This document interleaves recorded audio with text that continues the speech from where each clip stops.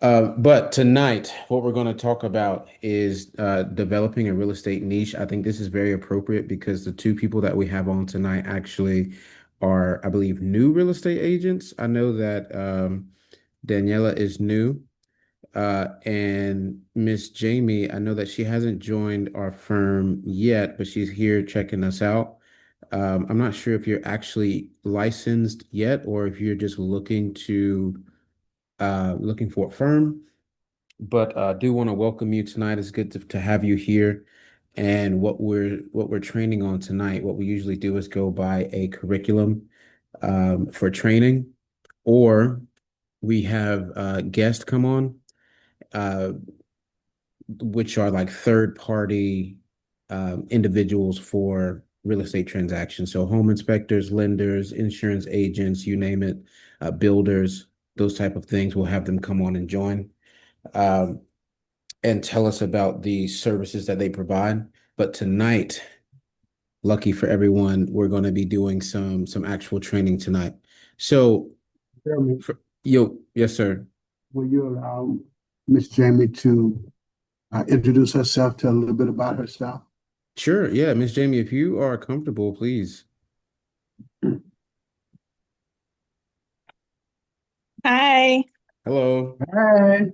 I'm Hello. Jamie. I currently live in Charlotte. I did just pass my state and national exam in December. Congratulations. Thank you. So I'm just looking around at different brokerages to see if I'll be a good fit. I'm originally from Fayetteville. Um, but yeah, that's pretty much. Nice. Well, welcome. Hopefully tonight you'll learn some things that you do not learn in real estate class. I know that in real estate class, their main goal is to teach you licensing law and how to stay out of real estate jail. And what we're going to try and teach tonight is the actual practice of real estate and locating clients and those type of things. So hopefully tonight, if you do have any questions, feel free to just unmute yourself and ask. Okay. Okay. Thank you. Of course. Jasmine, what's up? Trey, how you doing? Jimbo, I see you just popped in. Good to see y'all. So tonight we are talking about developing a real estate niche. I know that this is a training that we have already done yearly, right? But as I mentioned, we're going to be going kind of from scratch this year, starting as if everybody is onboarding for the first time. And so what I wanted to do, we're talking about developing a real estate niche and building a sustainable real estate business. And so the learning objective that I have for you guys tonight is by the end of this lesson, every Worthy and Associates real estate agent should understand why patience, strategy, and clarity matter in the real estate business. And what I wanted to show, this is kind of a funny I wanted to show you guys this Facebook post that I saw in a Facebook group on the other day. There was a lady who got in the Facebook group and said, "Hey y'all, I just got my real estate license. How can a new agent close 50 deals a year?" Right? And the comments are hilarious. And so I wanted to show some of the comments because not only is it funny, but it's kind of interesting to see what people think in terms of new agents, um, what advice they're giving to new agents and things of that nature. This first person said, "This is a plan B if you don't have a good SOI." It says, "Realtors on social media, I can help you buy or sell your house." That's funny. There's a lady who answered seriously here who says, "I've shared this before, but I'll share it again. I closed 75 deals my first year without an assistant team or TC. By TC, she means transaction coordinator. It was rough, all caps. I did at least one open house per week. Hey, Miss Pam. Circle prospected one listing per week. And circle prospecting is essentially when, for example, if you have a listing or if you don't have a listing, uh, you're just picking a listing in general. And what you're doing is creating a circle radius of individuals that you are reaching out to every single day, right? And they are in with a certain range of that listing. She also said I called every expired listing, every canceled listing, every for sale by owner listing, and spent half of my earnings on marketing myself on Zillow. It paid off, but I was burnt out. A couple of years ago, I realized I don't need to kill myself to chase being a top producer, quote unquote. So I decided to focus only on clients I want to work with. Now I do 20 or 30 deals a year, make a great living, and enjoy my life. I thought that that was an interesting perspective because a lot of people, um, they maybe they don't want to go to the point where they're selling 100 deals, by themselves. At the end of the day, um, as a new agent, the first deal that you do might stress you out, right? It might be one of those situations to where it's like, yo, can I even handle seven of these at the same time or five of these at the same time? Um, there's some other people who said go work with a builder. And this was interesting because some people responded and was like, well, the builder's only paying 1.5% or 1.75%, and you're on a draw. So if you're getting a bi-weekly paycheck, you have to pay that commission back. So you still end up having to be a top producer, which was interesting. Um, this one I like the most. This Nicole Sullivan, I like this comment the most because it's most in line with what we teach here at Worthy Associates. It says it's just a numbers game. Follow the 50-25-1 method. So 50 meaningful conversations per week or real estate related convos. 20 nurtures, people from those convos who expressed interest or timing in the next 6 to 12 months. 5 appointments, actual buyer consultations, listing meetings, or in-depth seller conversations booked that week. 1 signed agreement or closing per week. Listing signed or buyer representation agreement signed or transaction closed. And she says it's easy as one, two, three. I'm not going to go through and read all of these things, but I kind of wanted to show you guys that because obviously a lot of people have a lot of different definitions of what is achievable. They have a lot of different definitions as to, how to reach the goals, if you have big goals, right? Um, but the overlying thing that I wanted to stress to you guys is that real estate, the nature of the business that we're in, this is not Chick-fil-A, where you go and you place your order, or somebody comes to you, they place an order, you give them the order, and then they pay you the same day. It's not even an Amazon situation to where somebody orders something from you, you fulfill the order, you get it to them, and then you're paid. This is the nature of real estate business. It's really one of the most delayed satisfaction type of careers that's out there. Um, which means the effort that you put in today does not equal a paycheck tomorrow. And when I say it does not equal a paycheck tomorrow, I literally mean if you get a listing agreement today, or if you get a buyer agency agreement today, or even if you go under contract with the buyer today, you're not getting paid tomorrow. So most results come weeks and months after the work is done. This delay is where many agents get discouraged, right? So and this is why I wanted to show you guys the Facebook group early that Facebook group comment because everybody has different expectations. Everybody always has something to say. Most of the time it's discouraging, right? Sometimes it's even hard for us to share our goals with confidence because this whole thing is very discouraging at times, or it can be discouraging at times, right? If I ask one of you guys to unmute and tell me what your goals are for this year, you might have a different goal on paper than you say out loud because you want to be safe, right? Well, if in my mind, I really want to close 36, when I unmute myself, I'm going to say I want to close six because if I don't close at 36, I don't want nobody coming back to me saying, well, you should have known you wasn't gonna do that in the first place. You know what I'm saying? But the common trap here and the common theme is the fact that in that delayed satisfaction kind of um, environment, that nature of what it is that we do in terms of prospecting today for deals later on, or prospecting just to get an appointment, whether it's a buyer or a seller, oftentimes there's a couple of things that may be happening. If you don't have the patience, because this is a delayed satisfaction nature, right? You start looking for people to blame, external and internal.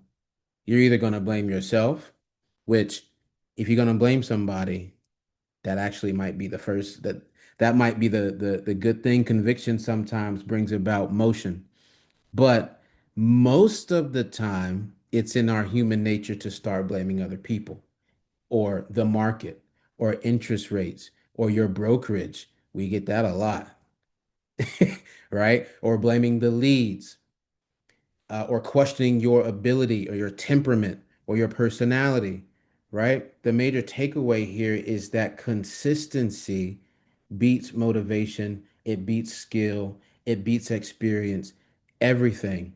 The difference, I remember when we did this training the first time, when we started talking about developing a real estate niche, the first time we ever did this training, I posed a question. If two agents started at the same exact time, one of them has a huge sphere of influence, right? They have experience with sales, and the other one has no experience,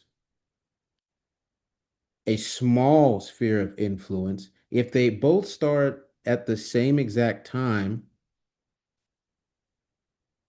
one has a strategy, the one that does, the one that did not have the large sphere of influence has a strategy, and the other one was just going based off of their popularity, just going based off of the people that they know, which one is going to be most successful?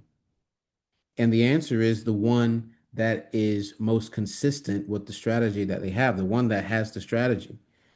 Um, so moving along, I think that it's important for us, since the beginning of the year was a couple of months ago, which is crazy. It's already February, right? Um, But it's important to like define what success in real estate actually is.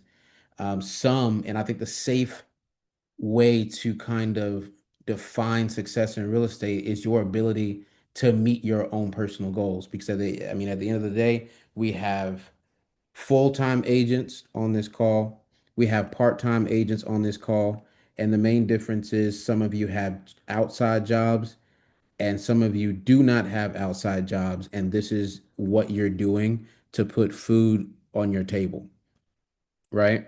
But the way that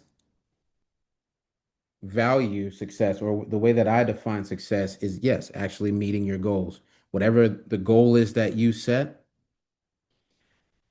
and actually being consistent with your strategy that you have in place, right? That's how I define success in real estate, because I can be happy if I had my 40 new conversations per day, every single week. I had two new client intakes or listing appointments, and a closing every month. Even though I didn't meet my number, and my number for this year is, I'm not gonna tell y'all, I'm just playing. My number this year is three sales per month, which is 36, right? 36 transactions. So even if I don't meet my number, but I was sure that I stuck to my strategy and was consistent and diligent in my work, I'm gonna still be happy. I think a lot of people are going to try and define success based off of external factors, right? Based off of what they might see their friends doing, or what they might see, not friends, their peers doing, right? Looks can be very deceiving, because 90% of the people who hold a real estate license are selling 1 to 2 deals per year. And that is not incorrect. If you guys go to ncrec.gov, and the numbers might be a little bit different for South Carolina, but if you go to ncrec.gov, this is public information. 90% of every single individual who holds a real estate license sells between 1 to 2 deals per year. The next 9%, they're making between 40 and 50K per year from gross real estate commissions, and the top 1% of real estate agents are selling over 10 transactions per year and making over 100,000 per year. So when you're defining success, it's not necessarily healthy for you to be defining what that success is based off of external factors or based off of comparing yourself to other agents, because 9 times out of 10, literally 9 times out of 10, they not doing nothing either. Any questions before I keep moving forward, or comments? That's the danger of social media Mm-hmm. and people talking about what they're doing, but you never see the actions that come behind what they're saying. So anyone can talk a good game, Right. but when you go do the research, statistics are there. They show what folk are actually doing. And the consistency and the being persistent in the long run, you said something, Jeremy, about doing the work, being consistent and making your 40s and all these things. Well, what's going to happen, even if you fall short of 36 deals, what's going to happen is you'll have the rest coming up for the following year. Exactly. Yeah. Exactly.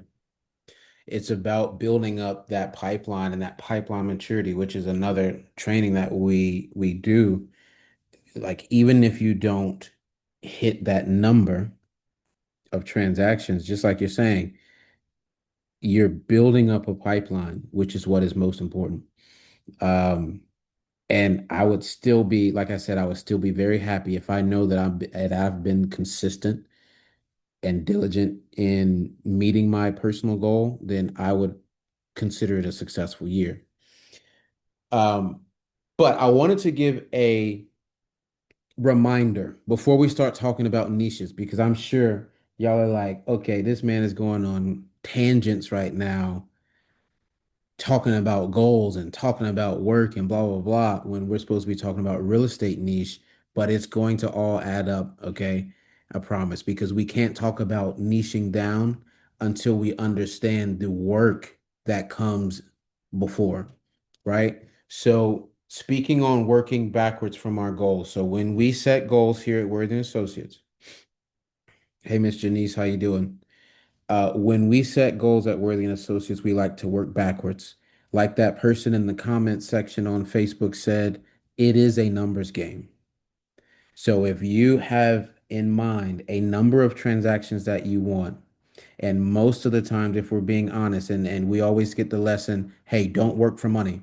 But at the end of the day, money's going to pay my bills, right? So if we have an idea of how much gross commission we want to make or net commission we want to make, we can figure out how many transactions we need, right? If you, let's say that you are a part-time agent that wants to become a full-time agent, you need to ask yourself the question,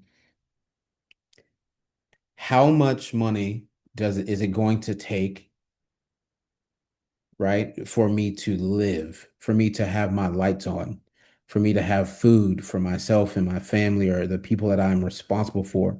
If you do not have family, whatever the case may be. Um, and you can set your goals based off of that at bare minimum, right? But at the beginning of the year, we have training for everybody.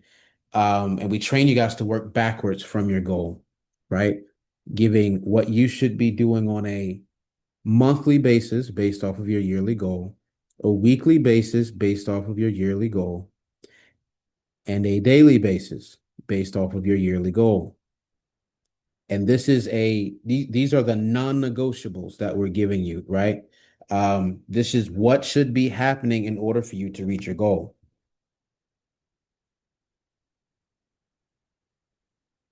There's no point in setting a goal if you do not have a strategy, right? There's only a couple of different types of lead generation options, and this is across the industry, right? Whether you are in, sorry, not across just our industry, but this is going to really encompass most industries. Either you're marketing to your sphere of influence, you're doing unpaid direct outbound marketing, unpaid direct inbound marketing, paid direct outbound marketing, referral partners, or paid direct inbound marketing, right? So the overall, this might be, that's why I'm recording this so that if you need to go back and listen and clear things up, you can. But essentially, there's either inbound marketing, which means that the people are walking through your door and walking through your door and asking for your services, or there's outbound marketing where you are going out of your door searching for people. You're either paying for it or you're not paying for it.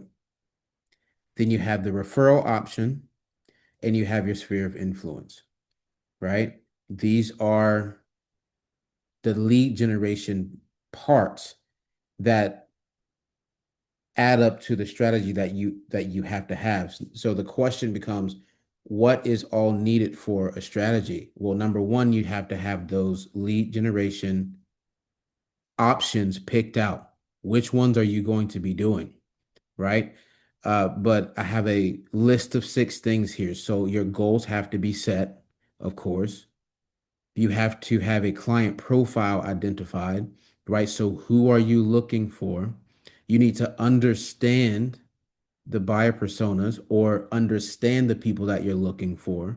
Because as we're going to talk about the niche here in a second, niche and buyer persona, I think are very similar because when you start trying to understand a buyer persona, you start realizing that everyone within a certain demographic of people have a similar background, demographic. When I say demographic, I'm not talking about race or any of those fair housing things. I'm talking about job, career path, family, lifestyle, age, income, right? Age actually is, I think, one of those things for fair housing, but we just gonna ignore that, right?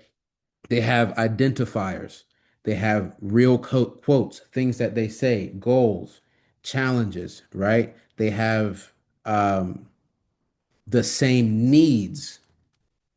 So E right here, when we say, what can we do for them? They have the same needs and they all share a similar marketing message that they're looking for, right? And that marketing message is for us to understand, like, in order for us to market to them specifically, we have to understand A through E, right?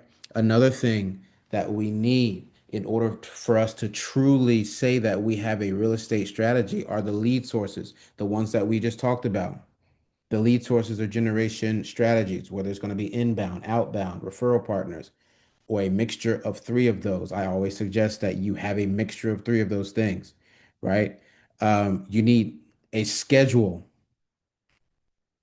If you are out here thinking that you have a strategy, and I promise I'm not trying to offend nobody, but if you are out here thinking you have a real estate strategy and you have goals, but you don't have a schedule, a daily schedule, and a way to track your progress, you are going to miss your mark. Um, and then the work, that's the most important, right? So in order for you to have a real estate strategy, those are the 6 things that you actually need to have in place, right? And a mindset. more important than anything is the mindset, right? Activity over emotion. And Mr. Worthy kind of tapped on this a little bit, but your business should be activity driven, not emotion driven. A lot of times we are our worst enemies. Most of the times we are our most biggest opposition. Um, Feelings don't close deals, actions do. Examples of measurable activities, like we've been mentioning, new conversations per day, follow-ups completed per day, appointments set per week, market education hour. So, who are you marketing to? Are you educating the market? Are you hosting events in order to educate the market? How many hours? These are measurable activities, right? If it feels like nothing is happening in your real estate business and these things are not being completed, the strategy that we talked about and these measurable activities, if it feels like nothing is happening, then nothing is happening. But if it feels, and this goes back to the delayed gratification or delayed success, if it feels like nothing is happening and you are doing these things are being completed and are in place, meaning you have a strategy, meaning you're doing the measurable activities, then something is happening. You're building pipeline maturity. You'd have to stay consistent and stay out of your feelings, right? Um, I'm going to use Jimbo for an example, and Jimmy is not a new agent, and he definitely closes real estate transactions. So I'm just going to use him as an example because he's my brother. The other day, he was telling me, dude, I've had 130 something new conversations this week, and I feel like nothing is happening. The answer is always the same: stay consistent, right? Um, because this really is a numbers game, and this is an outbound business.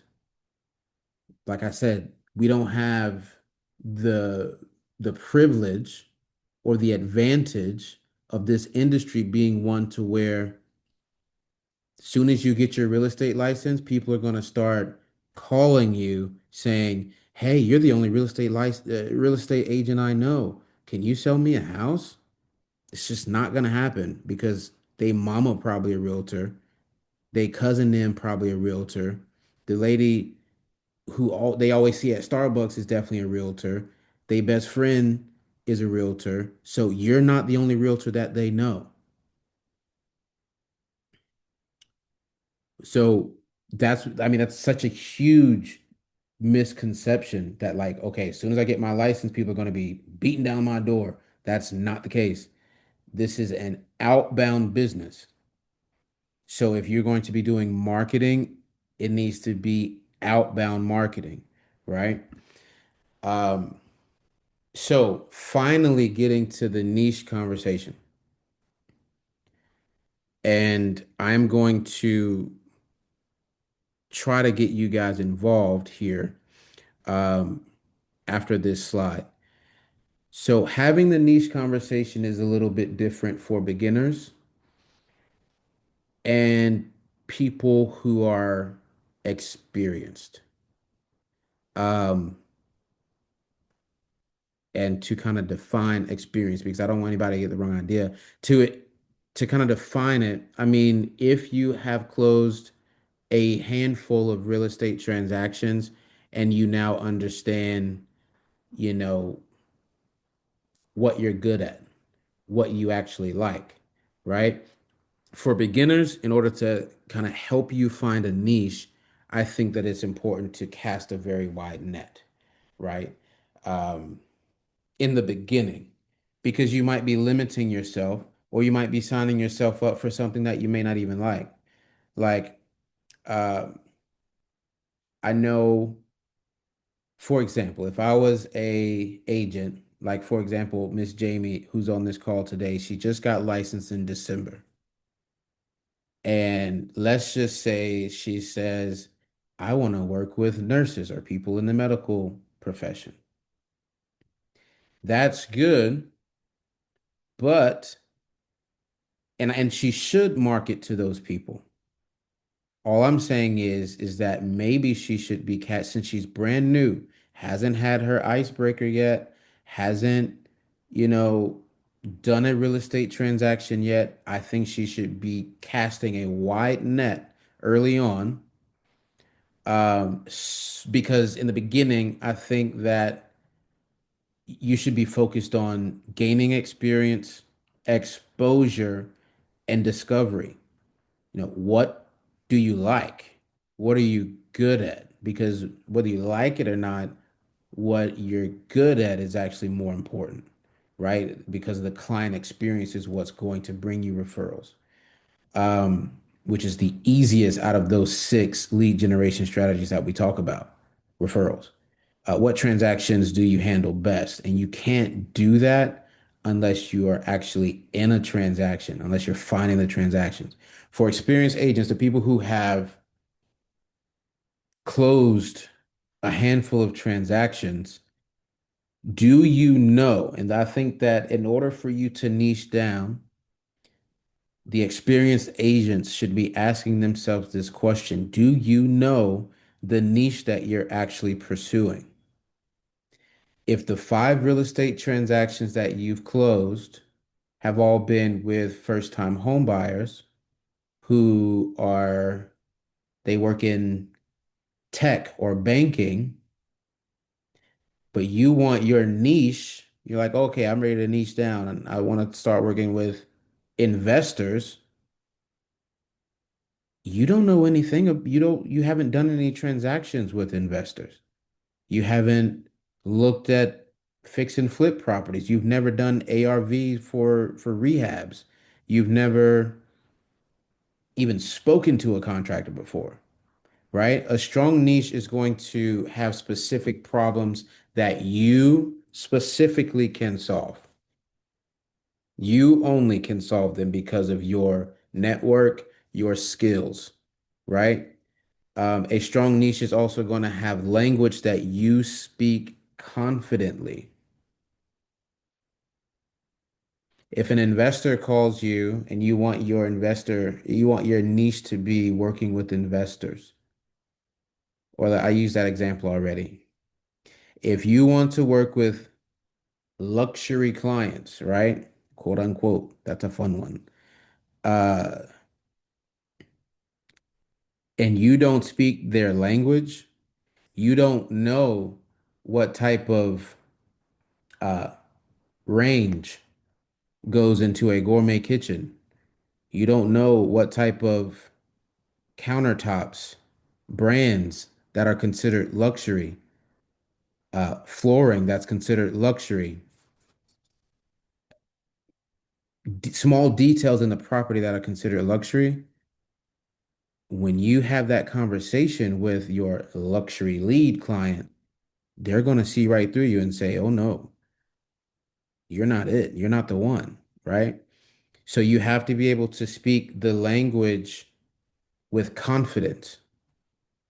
Um, a strong niche also is going to allow you to position yourself as an expert, right? You should have a specific set of expertise, right, for that specific niche. If you say you want to niche down to veterans, you've only done a handful of transactions, and you don't know a lender who has good VA loan options, or you don't know what documents that they need, right? Who can tell me what document a veteran is going to need in order to get a VA loan?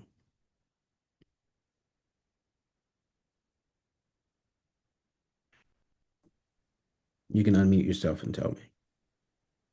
A DD 214. That's right. Perfect. A DD 214. If you do not know that and your niche, you want your niche to be veterans, that is that's going to be an issue. So I want to get you guys involved, right? So I need a little bit of participation here.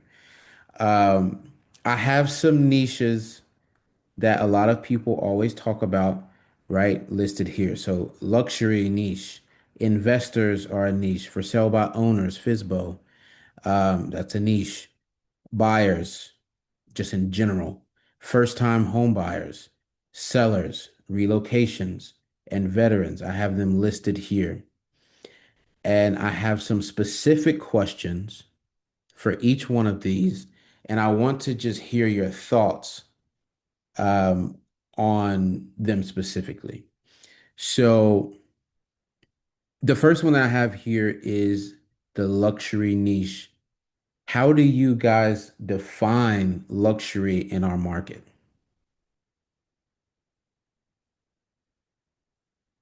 Because we're all in a very similar market.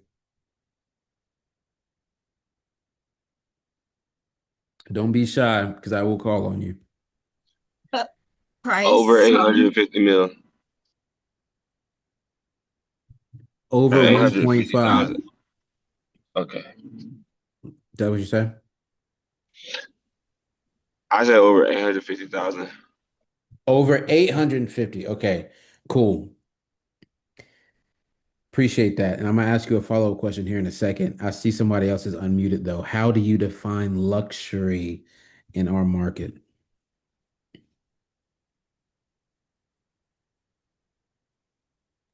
What about location? Location. That's a good one. That's a good one. You said you're from Fayetteville, right? Mm-hmm. How familiar are you with the different neighborhoods in Charlotte?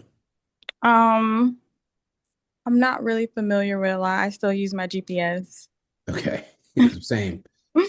Same. I was about to say, Um, don't feel bad. I'm from here. I still use it.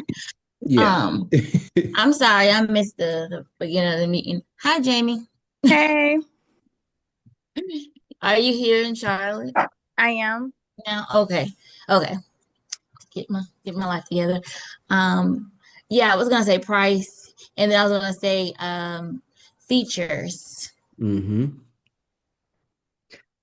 So we got price, features, location. For price specifically, um, Boss Man Trey said 850 and over. Interestingly enough, there's well, I think a better way to say this is what is going to be some difference? What is the different features that would be in a property that's 850 than one that's going to be 350? Wouldn't wouldn't it be tough though? Because I mean, there's no way to define what's luxury to me versus to you. So it's kind of be more of a perspective thing, I Oh, okay, guess. we're getting Or existential. I mean, I guess. Well, shoot, I guess we gotta decide what defines luxury here. So, yeah. Hmm. No, that's a good point because in my mind, right, if I'm searching for a house and I'm talking about me, Jeremy,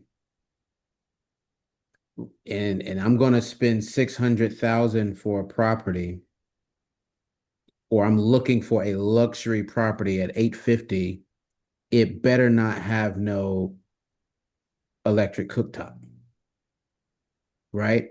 One of the things that makes me so mad is walking into a $1.5 million property or a $3 million property and it's an electric cooktop. But that's just my opinion, right? Or if I go into a kitchen and it's a $900,000 property and they are advertising on the MLS, this is a gourmet kitchen and there's not gourmet uh range, right? There's no pot filler in front of the range. The vent hood is just a normal microwave. That's not gourmet kitchen to me, right? Noodle arm feature. Exactly. Yeah, the little pot filler thing. But that's all, like Trey is saying, it's just, it's just opinion of what you think is luxury. This is a very interesting conversation because everybody, you're right. is going to define luxury in a different way. Um, However,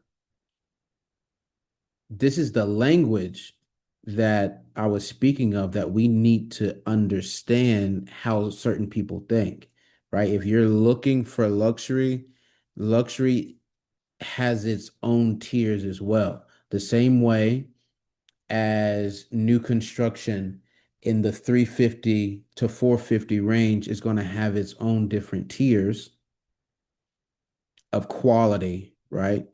Every builder has their own tier of quality. There are different tiers of luxury builders as well. And the materials and understanding the materials and the small details, the features, like Miss Janice is saying, um, the styles and textures of paint and um, fixtures, anything, we have to understand what people consider luxury. Now, the next one is investors. And I put on here that this is kind of the shiny object, right? Because everybody's like, well, I want to work with investors, right? But this is really a huge category. So I wanted to see if you guys could help me narrow it down, help me narrow this investor category down. So, what types of different investor clients are there so that we can collectively as a group understand, okay, if we want to say that our niche is going to be investors, what type of transactions can we actually expect to be doing for them? And I will start. Um, I would say one of the options would be individuals who are looking for like a fix and flip type of thing, a fix and flip type of property.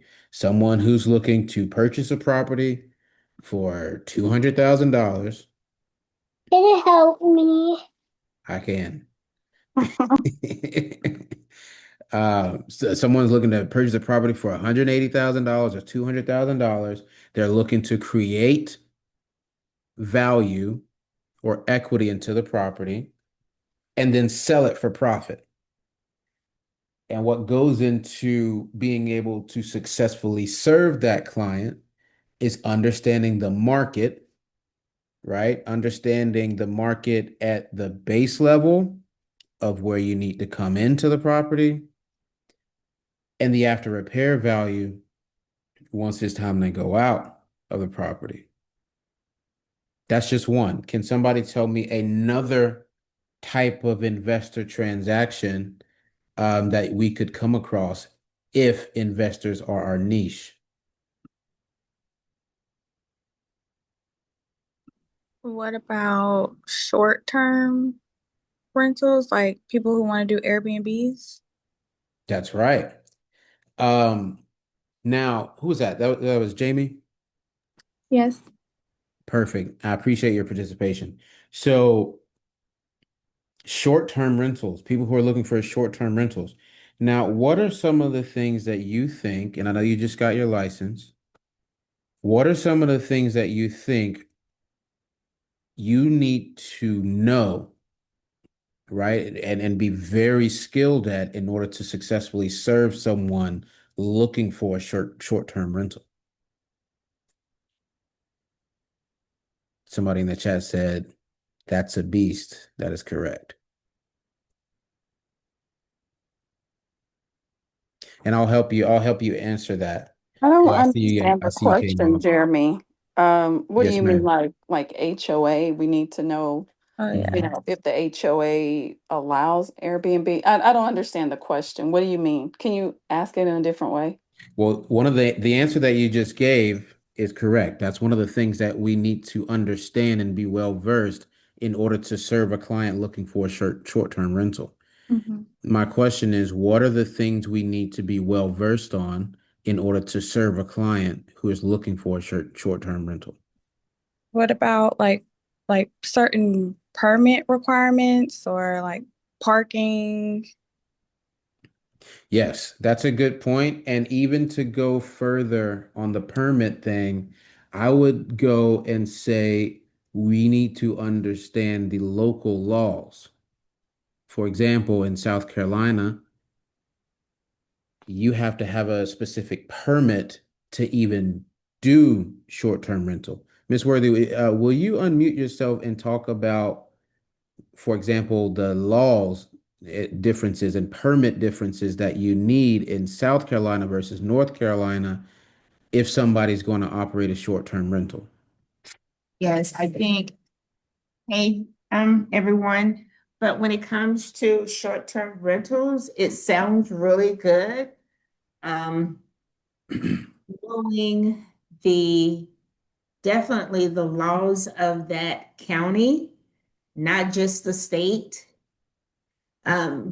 And in particular, I'm thinking about one in Cornelius, where they are trying to not allow any additional Airbnbs in their area. In Cornelius? Mm-hmm. Dang. Yes. There's a lot of little pockets that saying, hey, we don't want them. We don't want the clientele. We don't, if you already have one, then that's great. Oh, I think I heard about that actually on Facebook. Yeah. And if you don't have one, and you sell someone a home and you've heard that they want an Airbnb or short-term rentals, you got to find out what they consider, meaning the owner should know. And even if it is not in an HOA, keep in mind, they still may have Covenant. CCRs. The county, the area may also, the township may also have covenants and restrictions. And it may not be in the HOA community. They just have restrictions as to what you can and cannot do. Right. But yeah, Airbnbs are short-term renters, you know, it really just depends on what the definition of short-term rental. Are you saying that they want 6 months? Are you saying that they want 2 days? In the state of South Carolina, I think short-term renters are going away completely. But if the laws are passed that you can't do any new ones, they actually call short-term rentals in South Carolina. We have to have License. a license, almost as if you are a hotel, a resort type license. I can't think of what it's called now, but there's a different type of license that you have in the state of South Carolina. But short-term renters, they sound good, but before we make that um, a top priority, find out all that you can about them and what counties, what township says yes, which one says no. Otherwise, it can be a Absolutely. disaster to sell someone who want to be a short-term rental person, and they get on the contract and buy the place just to find out But you can't. that they can't do it. Now you've got yourself in a situation. Mhm. Yeah, for sure. Um, in the chat, I saw that Jimbo said, I believe, oh, he said, I guess my niche is buyers. Why would you say that, Jim?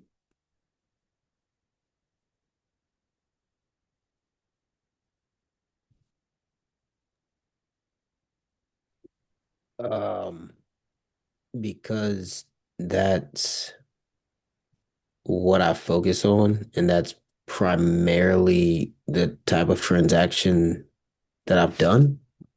And I mean, I don't really target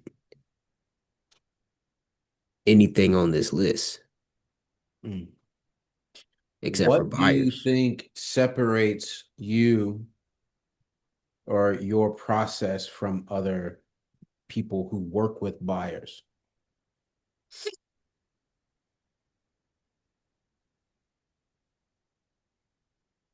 Huh. I, you say, what was the question? What separates your process from other realtors who say, I only work with buyers? What makes your process different from other realtors when you're working with buyers? I mean, I try to stick to the company model, That's what's from a important. standpoint of education.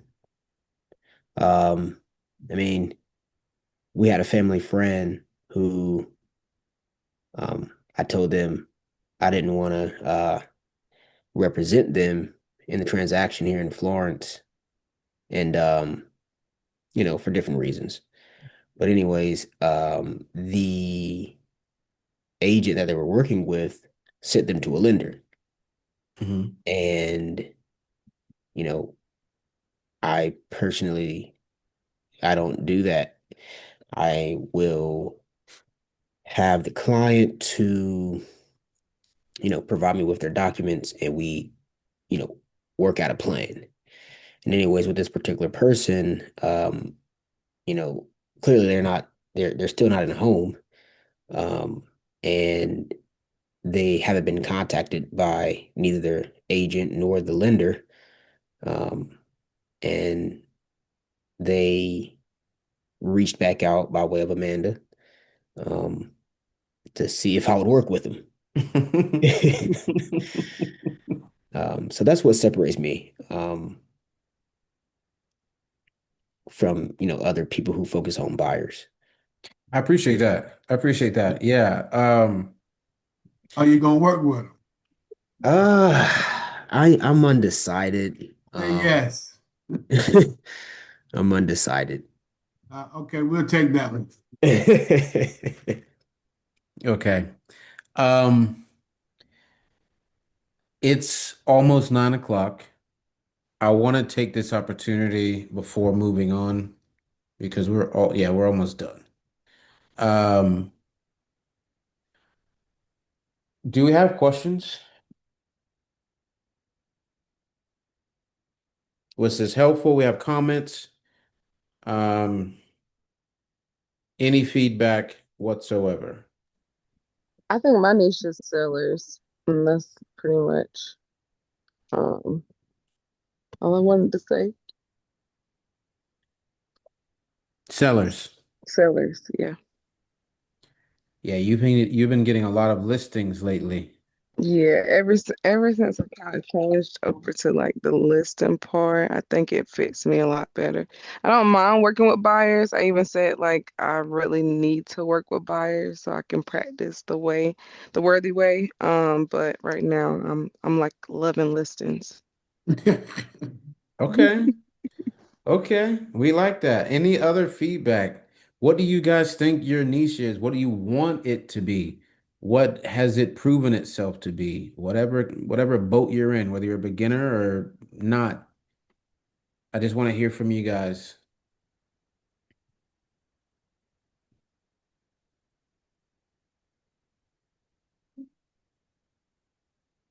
Miss Jamie, I've been picking on you a lot. Uh, I'm I know trying to get you're, myself off mute. Go ahead. Go ahead. I'm sorry. and I also just saw that Daniela just got off of mute too. I'm gonna not pick on Jamie yet. Daniela, what do you think your niche is, or what do you want it to be? Because I know that you're new as I well. think I think maybe it's too early for me to decide for sure, but I think I'm leaning a lot towards first time buyers and Spanish speakers as well. Nice, So nice, nice. Miss Shea said, I would like it to be new construction. I pray.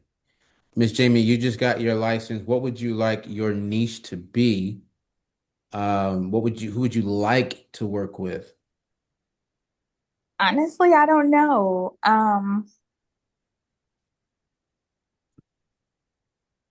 I looked at things like the things I like. I like international. Um, I'm a first time home buyer, so I can relate to those individuals. But I don't really know. Okay. And that's fine. Meaning you own a home. Yes. What did you buy new construction? I did. Did you have buyer representation? I did. I didn't initially like my new construction either. Why such a long pause when I asked if you had buyer representation? Did you not like the agent? So initially when I got the house, it was around that time, like around COVID, that era. So I had a agent and she caught COVID. It was a whole dilemma. Um, and then we went into like going into a new development. Mhm. And then I had a problem with them. So my agent she reimbursed me out of her own pocket the deposit I put down because the new development did some shady stuff. So then after that, I had to get the new agent because she caught COVID. It was just, it was just a lot. Hmm. It sounds like it. Yeah. It sounds like it.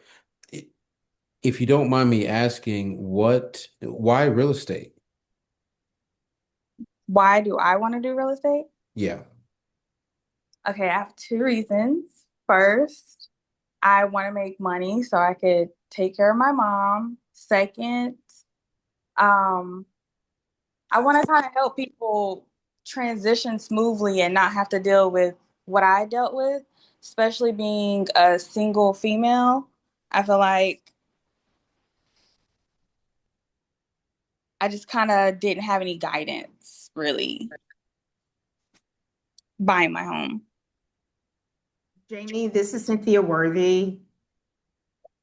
You said two things that I really, really, really, really, really like. Number one, it took you some time to get to it, but you said that you wanted you want your client not to go through what you went through as a first-time home buyer. Right. That is the reason why we all do what we do. We do what we do because we, number one, believe that education is key. Um, I have a saying that in 6 months, when my client wakes up and all of the excitement has faded away, I still want them to love their home. And the only way that is going to happen, you heard Ms. Jasmine say that right now her niche is going to be representing sellers until she learns the worthiest way for the buyer. And there is a process, and that process is educating the buyer, not just selling homes. See, that should have been um, a fun transaction. Every transaction should leave such a joyous memory when it's over that they're going to tell every single person that they know about you. When you reached out to Miss LaQuaya, what did she tell you about Worthy and Associates? She said that you were really helpful and in every transaction, if like she used herself, if she didn't know something, you helped educate her so she could educate the buyer. Absolutely. That educational piece is critical. The process is critical. If we do the process, and I know we have one agent that me and Mr. Worthy is working on a process for her now because her process has to be a little bit different than some of the other agents. But if you do the educational piece, You won't have to worry about where your clients are going to come from because they all will come from word of mouth. And it's a beautiful thing when your clientele comes strictly from word of mouth. And that is where we're all trying to get to. But of course, the other things that Jeremy is speaking of, I have to do them too. That is reach out to people, talk to people, reach out to people, text people. Even something as simple as you looking to see which agency you want to work with. As you can see, our job is not to convince you to work with Worthy and Associates. And the reason why my job and our team job is not going to say, hey, we're this, hey, we're that. And the reason why we don't do that is the success is going to come from within. We're going to be here to assist. But if you don't do the process, it will be it won't be any better than the CRM that you're paying $1,000 a month from. If you don't enter the information into the computer, then the computer would just be right there. I have a CMR or a CRM, but if I'm not putting the information in, then is it going to give me anything out?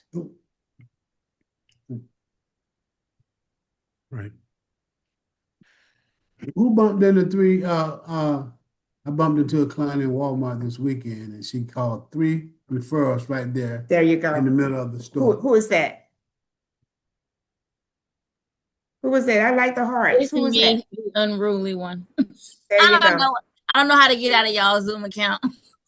Oh, I was wondering why LOL. there's Yeah, I three of just us seen. in Yeah, I was here. like, what? What's going Miss on? Janice, I'm so glad you put that in the chat for all of us to read that because the process works, right? Yeah. If you work the process, what will it do? What? It'll work. Yeah. Oh my God. Okay. All right, guys. Jeremy, let me just clarify one thing. Everyone always hear me say, "Don't work for money," right? Let me just take 2 minutes to expound on that. Once you set and determine what Jeremy said earlier, okay, my goal is to earn whatever the number is. Once you set that number, now you go back and plan your work to accomplish that number. Once you plan your work, now you have to work your plan. You don't even ever have to look at that number again. All you have to do is focus on the process, focus on your strategy, focus on your plan. You plan your work and work your plan. You don't have to, the money will come. You may end up getting one deal closed this month. You might close 3, the month after that. But what'll happen is if you're focused on the program, if you're focused on the process, if you're focused on your strategy and your plan of action, if that becomes your focus every single day, then you don't have to work for money anymore because that money will be there as you work your plan. But if you don't have no plan and you're working for money, it's never going to show up. That's what I mean about don't work for money. I know we all need money, but your upkeep will become your downfall if you're working for money without a plan and a strategy. Amen. Amen. Mhm. Amen. I Yeah. would say something Tara and I decided to do.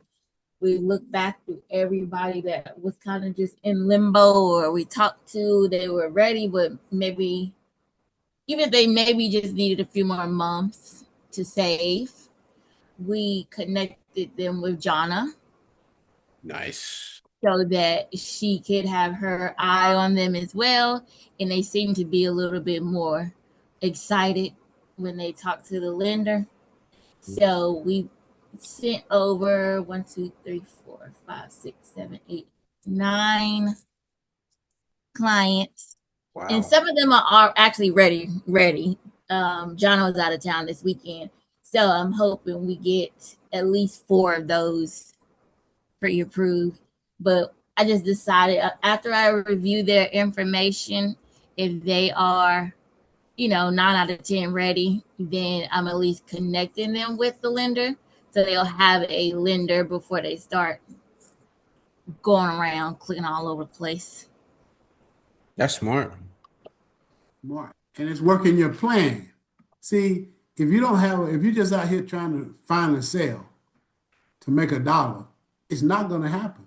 But if you have a plan in place, you have a strategy in place, you're doing all these things every day, working that process, working that plan, I'm telling you right now, the money will be there at the end of the year and more. Yeah, Yeah. better. Did y'all and those texts I sent out that last time? We out of those 3, I got 2 that are with the lender. They Wow. hype. They hype. And now and the one they really hype. They'll set me good for the year. But I'm gonna keep going, but they'll get me right. Wait a minute. Yeah, thank you, Janice. See, because if you're working for the money and that one that set you good for the year, you're done. You're done, so it's over. You're not gonna do anything. Right. So Yeah, that's why no. you don't work for money. You work your plan, you keep working the plan, and it just keep going for you. And you earn, in fact, way more than you actually are working for. So You will, because this client is actually, I just found, so you remember we say Wording Associates, you used to be super, super paper heavy. We had our folders and everything. So I just found my 2018 binder. And it was actually one of my first clients. Their first house was like 230 or something like that. A NACA deal. I want to say maybe one of my first 1 through 5. I don't know which one it was, but they purchased a few times since then, and they called me like, "Hey, I'm ready," and now they're hopefully getting up into the 6 figures of a deal. But it's just to say they started out at 230. That's crazy. They that's just I they love trust that. what I gotta say Yes. and do right by them. That's that pipeline maturity that we teach about. Like once you get to a certain point and you're in year 3, that's why it's important to document everything. If you're in year 3 or year 5, you shouldn't really be having to look too far for clients because the same people I heard you say, Miss Janice, on your call, you and Tyra's call the other day that, you know, there's somebody who's been in your pipeline for 9 years, right? Mm-hmm. Like the whole time that you've been licensed, but staying consistent and reaching out to them and following up with them, at some point they're going to purchase from you. That's why we talk about, you know, organization, recording the things that you're doing, the things that gets recorded gets measured. And if we're not doing the whole process and just doing bits and pieces of the process, we can sometimes play ourselves short and constantly having to find, there's people in these Facebook groups that they're paying $2,000 and $3,000 bi-weekly for leads. Mm-hmm. But Jeremy, we are actually at 9:15. Oh, wow. And Yes. Yeah, it's by the time. way, Jamie, this is Mr. Worthy. I probably didn't introduce myself. I apologize. If you have any other questions of us at all tonight, we can hear those now. Otherwise, Jeremy, we need to probably go ahead and shut it down. Okay. Is everybody good? Perfect. All right. Good night, everybody. This has been a great meeting. And we will see you next Monday, 8 o'clock. Good night. Thank you. Good night. Night. All right. See you. Peace.